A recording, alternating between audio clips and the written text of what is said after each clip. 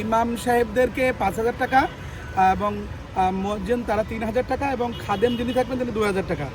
আর মন্দিরের ক্ষেত্রে পুরোহিত যিনি থাকবেন তিনি 5,000 টাকা এবং সহকারী যিনি অর্থাৎ সেবাই যিনি থাকবেন তিনি 3,000 টাকা।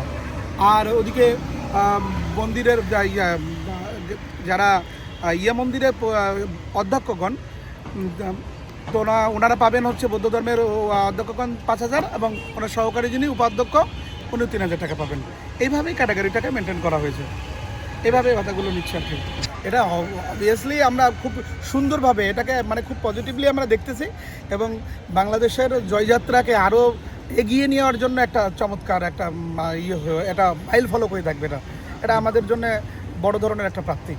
আমাদের এই বাংলাদেশের প্রেক্ষাপটে সম্প্রীতির বন্ধনকে সুদৃঢ় করার একটা এবং সম্প্রীতির বন্ধনকে আরও বেশি এগিয়ে নিয়ে যাওয়ার ক্ষেত্রে এবং মানে কি বলা যায়, এটা অবশ্যই ভালো একটা মাইল ফলক হয়ে থাকবে।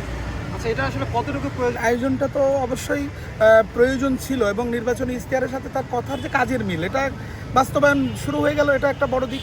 এবং জাতি দেখলো যে সরকার শুধু কথা দিয়েই সরকারে আসে না, কথা বাস্তবায়নের সাথে সাথে শুরু করে, যেটা 1-1.5 মাসের মধ্যেই শুরু হয়ে গেল। এটা তো একটা বড় ভালো বিষয় আর কি।